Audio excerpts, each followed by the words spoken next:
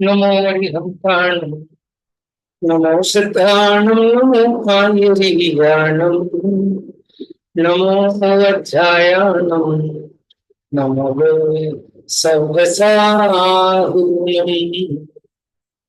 हिंद सद्वंदियाणं तिहुअणहिद मधुर विसद्वर्ताणं अंकातीत गुणाणं नमो जिनाणं जिगधावाणं।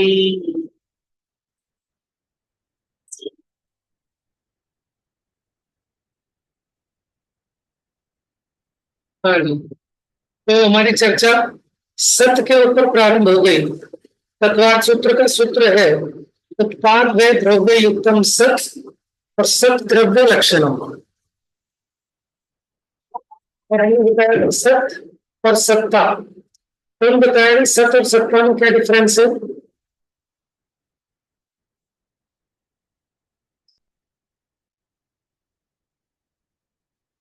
हाँ जी बताइए।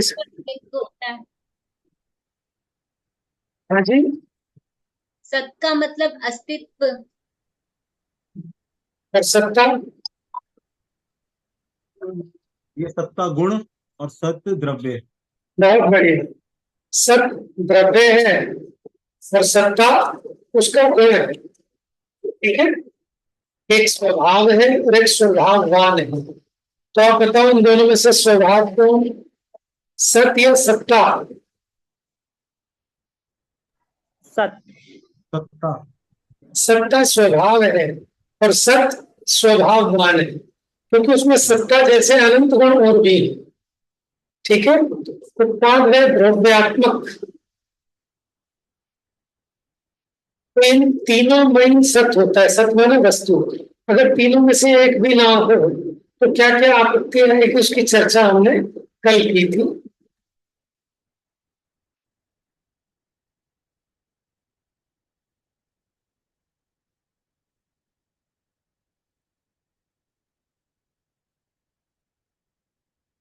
तो यहाँ 5 या 6 विशेषणों की चर्चा थी।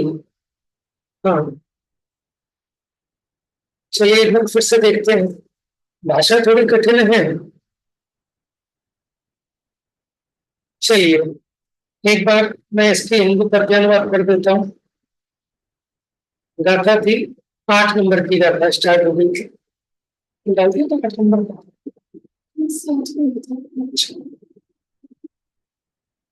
सत्ता सर्वकयर्था सविस्वरूपा अनंत पज्जाया भंगपाद भुगता सपरिवक्षा अवधि एका। तो सत्ता सर्वकयर्था कैसी है? सर्व पदस्था, माने सर्व पदार्थमयी है। सविस्वरूपा, सविश्व रूप है। अनंत पज्जाय, अनंत पर्याय रूप है। भंग उत्पाद ध्रुवता, भंग उत्पाद और ध्रुव यानी उत्पाद में द्रव्य रूप है। सपरिवक्षा, सप्रतिपक्ष है। अवधि एक का, और अवधि मैंने होती है, एक का मैंने एक रूप। तो इसमें विशेषण बताए इसके सत्ता के। सत्ता का है, अस्तित्व का है। अस्तित्व भी गुण है और सत्ता भी गुण है। अस्तित्ववान वही सत्य है। सत्य माने द्रव्य, सत्ता माने गुण। सत्य माने स्वभाववान और सत्ता माने स्वभाव। तो देखिए, सत्ता उत्पाद है द्रव्यात्मक, पहला। कैसे उत्पाद है द्रव्यात्मक? दूसरा एक है। तीसरा सर्व पदार्थ स्थित है। चौथा सविश्व रूप है। पांचवा अनंत पर्याय रूप है। छठा सप्रतिपक्ष है। अब इस बात को टीका में स्पष्ट किया था, एक बार फिर से रीडिंग करते हैं। यहाँ से पढ़िए।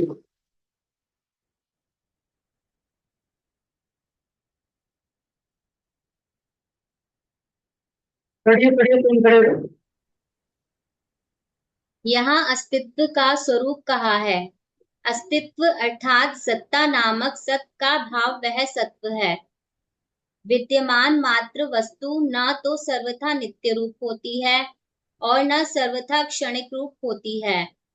सर्वथा नित्य वस्तु को वास्तव में क्रम भावी भावों का अभाव होने से विकार परिवर्तन परिणाम कहाँ से होगा? जी, पहला पॉइंट याद रखें सभी जन।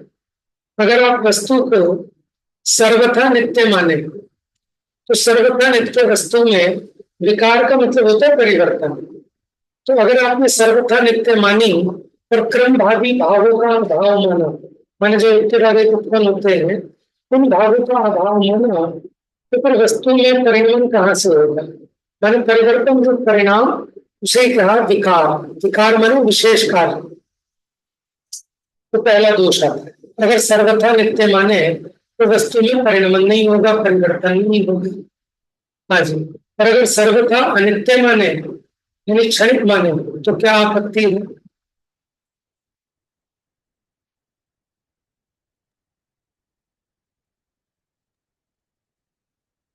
और सर्वथा क्षणिक वस्तु में वास्तव में प्रत्यभिज्ञान अर्थात वह यही है, ऐसे ज्ञान का अभाव होने से एक प्रवाहपना कहाँ से रहेगा?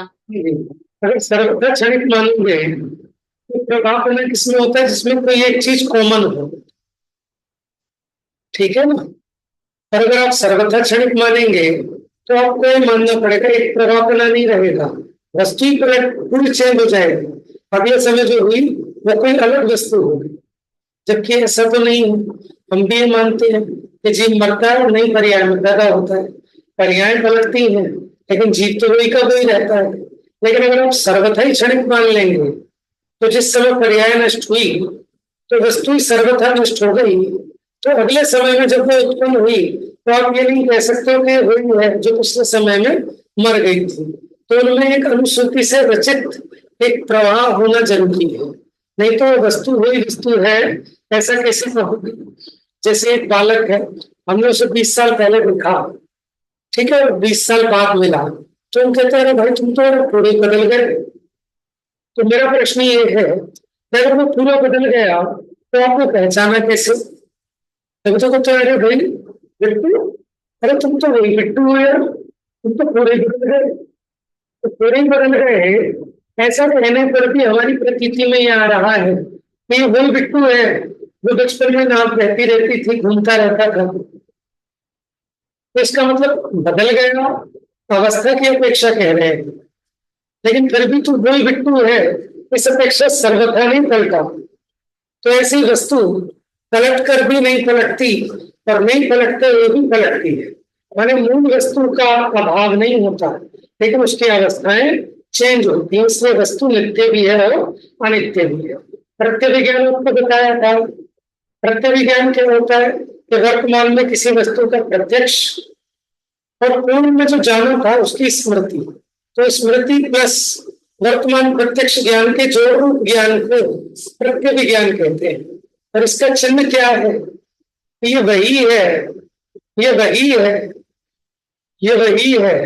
आप कब कह सकते हैं कि अगर वस्तु सर्वथा नष्ट हो जाए तो ये वही है, ये वही है? ऐसा नहीं कहा जा सकता। हाँ जी पढ़िए। इसलिए प्रत्यय विज्ञान के हेतुभूत, इसलिए प्रत्यभिज्ञान के हेतुभूत किसी स्वरूप से ध्रुव रहती हुई और किन्हीं दो क्रमति स्वरूपों से नष्ट होती हुई तथा उत्पन्न होती हुई, इस प्रकार परमार्थतः एक ही काल में त्रिगुणी 3 अंश वाली अवस्था को धारण करती हुई वस्तु सच जानना चाहिए। तो 3 इसलिए त्रिलक्षण परिणाम पद्धति भी कहते हैं। क्या कहते हैं? त्रिलक्षण परिणाम पद्धति माने उत्पाद व्यय द्रव्य किसी अपेक्षा उत्पन्न होती है, किसी अपेक्षा नष्ट होती है, और किसी अपेक्षा ना उत्पन्न होती ना नष्ट होती। समझ में आया? तो इसे त्रिलक्षण परिणाम पद्धति भी कहते हैं। आगे पढ़िए। इसलिए सत्ता भी उत्पाद व्यय द्रव्यात्मक त्रिलक्षणा जानना चाहिए, क्योंकि भाव और भाववान का कथनचित एक स्वरूप होता है और वह सत्ता एक है, क्योंकि वह त्रिलक्षण वाले समस्त वस्तु विस्तार का सादृश्य सूचित करती है। तो क्या और वह सत्ता सत और सत्ता, भाव और भाववान वो कोई अलग अलग नहीं होते। जैसे मिश्री और दूसरी की मिठास, ठीक है, वो कोई ऐसे प्रदेश भेद नहीं होता। तो वो भाव और भाववान का कथनचित एक स्वरूप होता है, क्योंकि वह त्रिलक्षण वाले, क्योंकि वह त्रिलक्षण वाले समस्त वस्तु विस्तार का सादृश्य सूचित करती है। और वह सत्ता यही हुई है इस प्रकार। और वह सत्ता सर्व पदार्थ स्थित है, क्योंकि उसके कारण ही सर्व पदार्थों में त्रिलक्षण की उत्पाद व्यय द्रव्य की सत ऐसे कथन की तथा सत ऐसी प्रतीति की उपलब्धि होती है।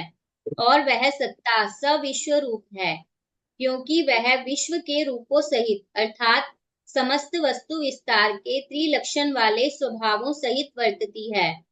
और वह सत्ता अनंत पर्याय में है, क्योंकि वह त्रिलक्षण वाली अनंत द्रव्य पर्याय रूप व्यक्तियों से व्याप्त है। देखिए 3-4 बातें लिखी। पहला विशेषण तो बताया सत्ता वो है भाव, तो वो भाववान से भिन्न नहीं होती। ठीक है, अभी बताओ जगत में ऐसा कौन सा पदार्थ है जिसकी सत्ता ना हो? कोई भी नहीं है। इसलिए सत्ता कैसी है? त्रिलक्षण वाले समस्त वस्तु विस्तार का सादृश्य सूचित करती है। माने एक सत्ता के आधार पर जगत के जितने पदार्थ हैं उन सबका ग्रहण हो जाता है, क्योंकि वो विशेषण सब में समान रूप से पाया जाता है। पूरे जगत के सभी वस्तुओं में अस्तित्व है, तो ऐसा आपने एक अस्तित्व कहकर समस्त वस्तु विस्तार को ग्रहण कर लिया। और वह सत्ता सर्व पदार्थ स्थित हो, क्योंकि जगत में कोई ऐसा पदार्थ नहीं है जहां उसमें सर्वपना ना पाया जाए, इसलिए वो सर्वविश्व रूप है। और वह अनंत पर्याय में वस्तुओं की जितनी भी पर्याय होती हैं, ठीक है, सभी पर्यायों में उसका सत्पना अस्तित्वपना कायम रहता है, इसलिए अनंत पर्याय में। आगे बढ़ी। ऐसी होने पर भी वह महासत्ता वास्तव में निरंकुश नहीं है, किंतु सप्रतिपक्ष है। हाँ। पहला, सत्ता को असत्ता प्रतिपक्ष है। दूसरा, त्रिलक्षणा का अत्रिलक्षणपना प्रतिपक्ष है। तीसरा, एक का अनेकपना प्रतिपक्ष है। चौथा, सर्व पदार्थ स्थित का एक पदार्थ स्थितपना प्रतिपक्ष है। पांचवा, सविश्व रूप। यहाँ ये कहना है, हमने क्या पकड़ा? सत्ता। तो सत्ता कहने पर आपको सिर्फ अस्तित्व दिखेगा, तो आपको जीव बुद्ध धर्म धर्म आकाश काल का भेद कुछ नहीं दिखेगा। ये जो कुछ भी है, ठीक है, वो सब मैंने इसने क्या किया, एक संग्रह में होता है, आपने पढ़ा हो जो नैगम संग्रह व्यवहार जिस सूत्र में पढ़ाया था, तत्वार्थ सूत्र में पहले अध्याय का अंतिम सूत्र। तो संग्रह, शुद्ध संग्रह में क्या करता है, ये एक विशेषता के आधार पर समस्त पदार्थों का संग्रह कर लेता है। तो उसमें हमने पढ़ा था महासत्ता और अवान्तर सत्ता, ठीक है। तो जो महासत्ता है तो सर्व का ऐसा नहीं है, उसका सर्वप्रतिपक्ष भी है, माने अवान्तर सत्ताएं भी होती है। अभी जैसे हमने इसको विश्व रूप कहा था, तो प्रतिपक्ष से देखे तो वो एक रूप हो जाएगी। अवान्तर सत्ता क्या होती है? जैसे हमने कहा सत्य, तो सत्य में क्या क्या आ गया? तो सब कुछ आ गया, कुछ भी शेष नहीं बचा। लेकिन हमने सत्य के दो भेद किए, चेतन अचेतन, ठीक है। ये जो चेतन सत्ता और अचेतन सत्ता, ये वो भी अवान्तर सत्ता, ठीक है। फिर चेतन सत्ता के और भी भेद किए, संसारी और मुक्ताश्च, तो ये और अवान्तर हो गए। बात समझ रहे हैं आप? तो महासत्ता वो अपने प्रतिपक्ष सहित है, तो सत्ता का प्रतिपक्ष अधिकता, क्योंकि एक पदार्थ में दूसरे पदार्थ की सत्ता नहीं है। तो ये बात हम करेंगे अवान्तर सत्ता के बारे में। जैसे घट और पट, ये दोनों सत्य तो हैं अगर सामान्य सत्य से देखें, लेकिन जो घट सत्य है क्या वही पट सत्य है? जो पट सत्य है क्या वही घट सत्य है कि नहीं? घट घटपने तो सत्य है, लेकिन घटपने असत्य है। तो ये चर्चा अवान्तर सत्ताओं में चलेगी। त्रिलक्षण का अत्रिलक्षणपना प्रतिपक्ष है, एक का अनेकपना, सर्व पदार्थ स्थित का एक पदार्थ स्थितपना, सविश्व रूप का एक रूपपना, अनंत पर्यायमय का एक पर्यायमयपना। देखो अनंत पर्यायों में रहती है ना सत्ता, तो एक पर्याय में भी तो रहेगी। सर्व पदार्थ स्थित है, तो क्या एक पदार्थ स्थित नहीं होगी? जब सत्ता त्रिलक्षणा है, उत्पाद में है, व्यय में है, द्रव्य में है, तो क्या एक एक में नहीं होगी? अगर एक रूप है तो अनेक रूप भी। चलिए आगे बढ़िए। सत्ता द्विविध है। सत्ता द्विविध है, महासत्ता और अवान्तर सत्ता। उनमें सर्व पदार्थ समूह में व्याप्त होने वाली सादृश्य अस्तित्व को सूचित करने वाली महासत्ता सामान्य सत्ता तो कही जा चुकी है। दूसरी प्रतिनिश्चित वस्तु में रहने वाली स्वरूप अस्तित्व को सूचित करने वाली अवान्तर सत्ता विशेष सत्ता है। वहां महासत्ता अवान्तर सत्ता रूप से असत्ता है और अवान्तर सत्ता महासत्ता रूप से असत्ता है। इसलिए सत्ता का असत्तापना है। सुनिए, देखिए अभी जो हम लोग 6 पॉइंट बताए थे ना, अब उसका और विस्तार बता रहे हैं। तो हमारे पास अब दो पक्ष हो गए, एक महासत्ता और एक अवान्तर सत्ता। ठीक है, तो उसको उन्होंने उसका सप्रतिपक्ष सिद्ध किया। जैसे वो कह रहे हैं कि महासत्ता, ठीक है, अवान्तर सत्ता रूप से असत्ता है और अवान्तर सत्ता महासत्ता रूप से असत्ता है, इसलिए सत्ता का असत्तापन भी है। मैंने आपको थोड़ा इजी एग्जांपल में समझा दूं कि घट घटपने तो है, लेकिन वो घट पटपने नहीं है। ठीक है, दूसरा देखो, जिस स्वरूप से उत्पाद है उसका उस प्रकार से उत्पाद एक ही लक्षण है। जिस स्वरूप से है उसका मनुष्य अपेक्षा से, क्योंकि हमने जैसे कुंडल को देख उसको देखे स्वर्ण, तो कड़े की अपेक्षा स्वर्ण का नाश हुआ, कुंडल की अपेक्षा उत्पाद हुआ, लेकिन स्वर्णत्व की अपेक्षा ना उत्पाद हुआ ना नाश हुआ। ठीक है, तो वस्तु त्रिलक्षण है, लेकिन अगर हम एक एक लक्षण को देखें तो क्या जिस स्वरूप से उत्पाद है क्या उसी स्वरूप से है, क्या उसी स्वरूप से द्रव्य बना है कि नहीं। जिस स्वरूप से उत्पाद है उससे व्यय और द्रव्य नहीं है, और जिस स्वरूप से व्यय है उसका उस प्रकार से व्यय एक ही लक्षण है, और जिस स्वरूप से द्रव्य है उसका उस प्रकार से द्रव्य एक ही लक्षण है। देखिए विषय क्या है, थोड़ा सा दार्शनिक विषय है। ठीक है, तो हाँ भले याद रहे ना रहे, लेकिन एक बार आपको कंसेप्ट क्लियर होना चाहिए बस। हो सकता है कि आप न सुना पाए, लेकिन समझ में आना चाहिए एक बार। नहीं आए तो पूछ सकते हैं। हाँ, तो इस प्रकार वस्तु के उत्पन्न होने वाले, नष्ट होने वाले और ध्रुव रूप रहने वाले स्वरूपों में से प्रत्येक को त्रिलक्षण का अभाव होने से त्रिलक्षणा का अत्रिलक्षण बना है। हम पूरी वस्तु को देखकर कह रहे थे तो हम त्रिलक्षण रूप कह रहे थे, लेकिन जब उसके एक अंश को मुख्य करके देखेंगे, उत्पाद को, व्यय को, द्रव्य को, तो एक लक्षण बना भी है। एक वस्तु की स्वरूप सत्ता अन्य वस्तु की स्वरूप सत्ता नहीं है, इसलिए एक का अनेक बना है।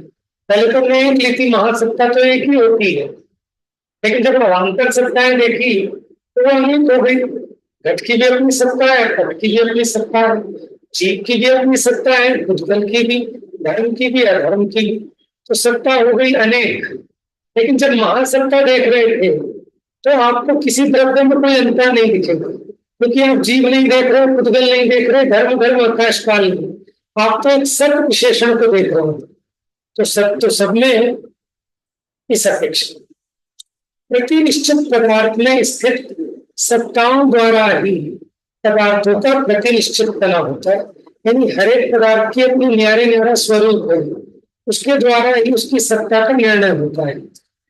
इसलिए जो सर्व पदार्थ स्थित सत्ता थी उसका प्रतिपक्ष एक पदार्थ स्थित बना भी मौजूद है। प्रतिनिश्चित एक एक रूप वाली सत्ताओं द्वारा ही वस्तुओं का प्रतिनिश्चित एक एक रूप होता है, इसलिए सर्वस्वरूप कही थी ना महासत्ता, उसका एक रूप बना भी है एक एक अवान्तर सत्ता की अपेक्षा। और प्रत्येक पर्याय में स्थित सत्ताओं द्वारा ही प्रतिनिश्चित एक एक पर्यायों का अनंत बना होता है, इसलिए अनंत पर्याय में सत्ता का एक पर्याय में बना भी है। क्योंकि महासत्ता भी हो तो सारे द्रव्यों की एक समय में सबकी पर्याय होंगी। ठीक है, अब हर एक की अपनी एक एक समय में एक एक पर्याय होती है हर एक द्रव्य की।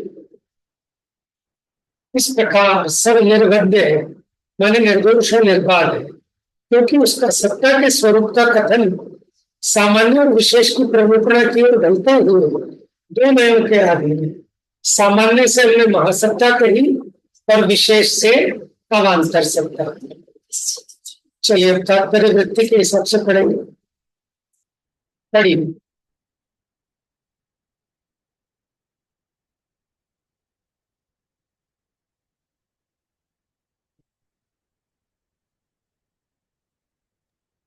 समूह पीठिका यहीं से पढ़ना भैया। समूह पीठिका। समूह पीठिका अथ सत्ता सव पयत्था। इस गाथा को आरंभ में लेकर पाठक्रम से 14 गाथाओं द्वारा जीव पुद्गल आदि द्रव्य विवक्षा से रहित सामान्य द्रव्य पीठिका कहते हैं। वहां 14 गाथाओं में सामान्य विशेष सत्ता लक्षण के कथन रूप से सत्ता सव पयत्था इत्यादि प्रथम स्थल में एक गाथा सूत्र है। उसके बाद सत्ता और द्रव्य के अभेद हैं।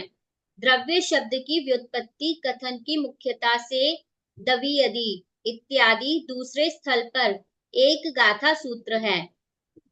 इसके बाद द्रव्य के 3 लक्षण की सूचना रूप से दव्वम सलक्षणीयम इत्यादि तीसरे स्थल पर एक गाथा सूत्र है। तत्पश्चात 2 लक्षणों के प्रतिपादन रूप से उत्पत्ति व विनाशो इत्यादि एक गाथा सूत्र है और तृतीय लक्षण के कथन द्वारा पज्जयरहियम इत्यादि 2 गाथाएं हैं। इस तरह समूह रूप से 3 गाथाओं द्वारा द्रव्यार्थिक पर्यायार्थिक परस्पर सापेक्ष 2 नयों के समर्थन की मुख्यता से चौथा स्थल है और 5वें स्थल में सर्व एकांत मतों के निराकरण हेतु प्रमाण सप्तभंगी के व्याख्यान की मुख्यता से सीय अस्थि इत्यादि एक गाथा सूत्र है। इस तरह 14 गाथाओं में 5 स्थल समूह द्वारा प्रथम 7 गाथाएं हुई। हाँ जी, देखिए अब ये बताएंगे मैंने जैसे में आचार्य की विशेषता है वो समूह पीठिका कहते हैं। समूह पीठिका माने इंडेक्स। अब हमारा क्या विषय चलेगा द्वितीय स्थल में, देखिए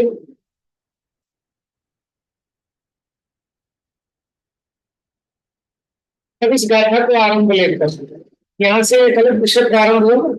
उसकी जो पहली गाथा है 14 गाथाओं का एक आपका स्थल है। यहाँ हम सामान्य और विशेष सत्ता का लक्षण देखा, ठीक है। फिर आगे आगे गाथाओं में क्या क्या देखेंगे वो मैंने बताया।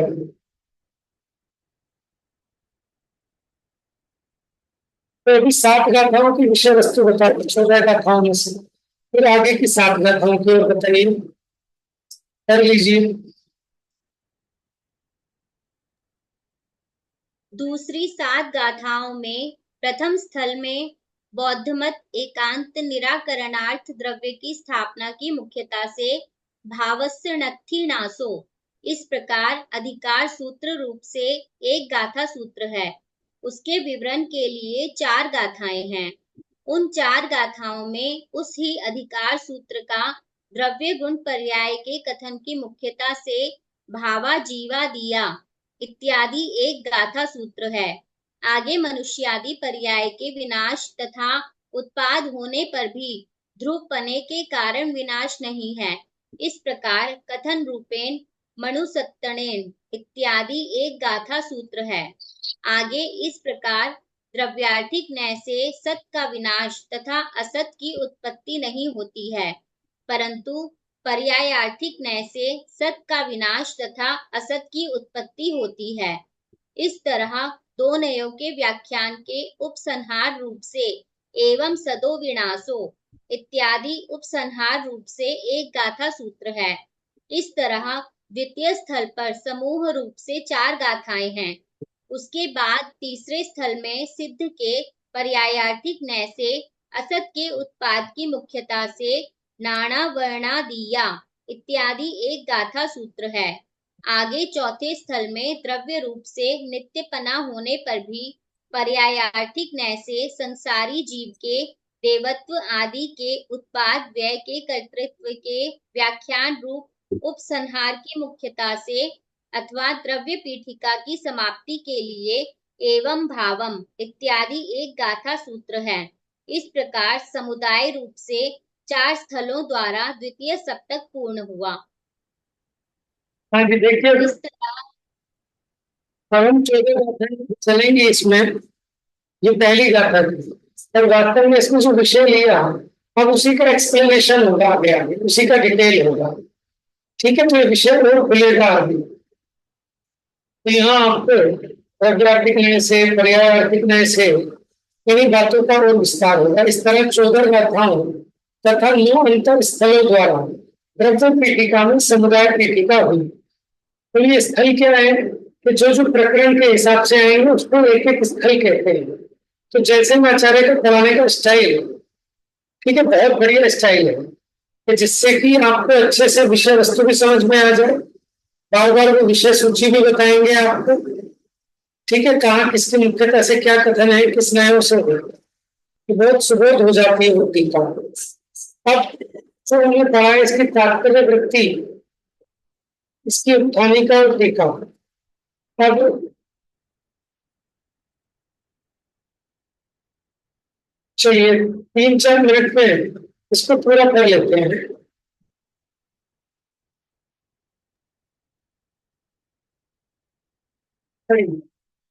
तात्पर्य वृत्ति गाथा 8 की उत्थानिका एवं टीका का अनुवाद।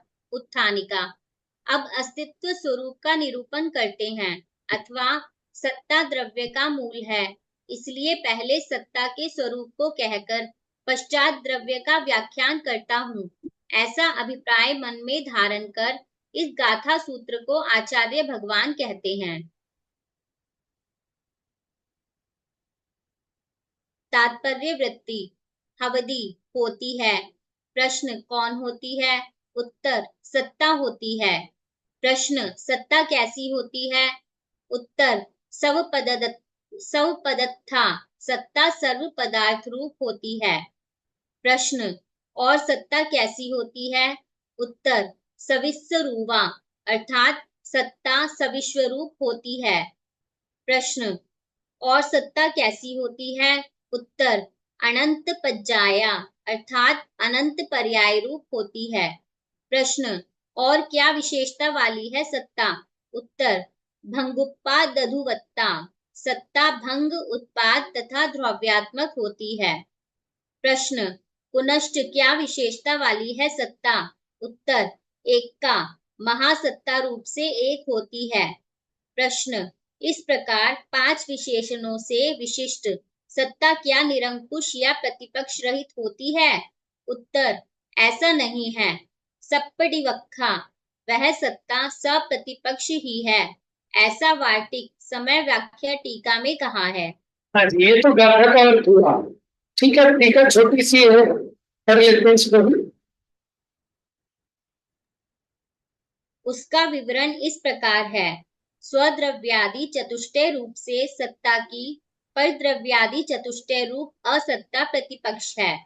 सर्व पदार्थ स्थित सत्ता की एक पदार्थ स्थित सत्ता प्रतिपक्ष है। जैसे मूर्तिक घट, सुवर्ण घट, ताम्र घट इत्यादि रूप से सविश्वरूप या नाना रूप सत्ता की एक घट रूप सत्ता प्रतिपक्ष है। अथवा और अवान्तर सत्ता की अपेक्षा प्रतिपक्षी तना बता रहे हैं। आगे पढ़िए। अथवा विवक्षित एक घट में वर्ण आकार आदि रूप सविश्वरूप सत्ता की विवक्षित एक गंधादि रूप सत्ता प्रतिपक्ष है। तीनों काल की अपेक्षा अनंत पर्यायात्मक सत्ता की विवक्षित एक पर्याय रूप सत्ता प्रतिपक्ष है। उत्पाद व्यय द्रव्य रूप से त्रिलक्षण युक्त सत्ता की विवक्षित एक उत्पाद या व्यय या द्रव्य रूप सत्ता प्रतिपक्ष है। एक महासत्ता की अवान्तर सत्ता प्रतिपक्ष है। इस प्रकार शुद्ध संग्रह न्याय की विवक्षा में एक महासत्ता, अशुद्ध संग्रह न्याय की विवक्षा में अथवा व्यवहार न्याय की विवक्षा में सर्व पदार्थ या सविश्वरूपादि अवान्तर सत्ता सप्रतिपक्ष रूप सभी कथन नैगम न्याय की अपेक्षा जानना चाहिए। इस तरह नैगम संग्रह व्यवहार इन 3 न्यायों द्वारा सत्ता का कथन करना चाहिए। अब शुद्ध संग्रह न्याय से एक ही महासत्ता है, व्यवहार न्याय से सर्व पदार्थ आदि रूप अवान्तर सत्ता है। इस प्रकार दोनों न्यायों का कथन करना चाहिए। यहाँ शुद्ध जीवास्तिकाय नामक शुद्ध जीव द्रव्य की जो सत्ता है वही उपादेय है, ऐसा यहाँ भावार्थ है। इस प्रकार प्रथम स्थल पर सत्ता के लक्षण की मुख्यता रूप कथन द्वारा गाथा पूर्ण हुई।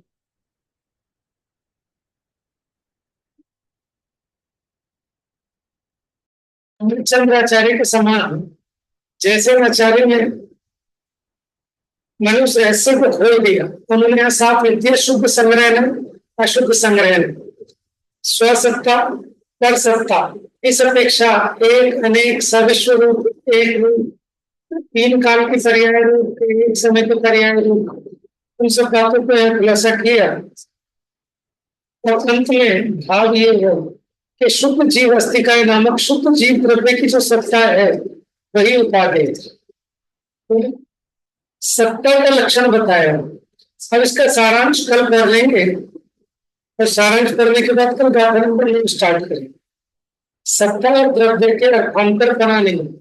अब ये बताएंगे कि जो द्रव्य है तो उसका जो अस्तित्व है वो कोई अलग अलग नहीं है, एक ही अर्थ है, एक ही पदार्थ है, कोई भिन्न भिन्न पदार्थ नहीं है। सत्य और सत्ता अथवा द्रव्य और उसका अस्तित्व, उनमें कोई अन्य द्रव्य पना नहीं, अर्थांतर नहीं है, भिन्न पना नहीं, दोनों एक ही वस्तु के धर्म। उसकी चर्चा कल देखेंगे। तो गर्भात जावानी के ज्ञान से सूझे लोकालो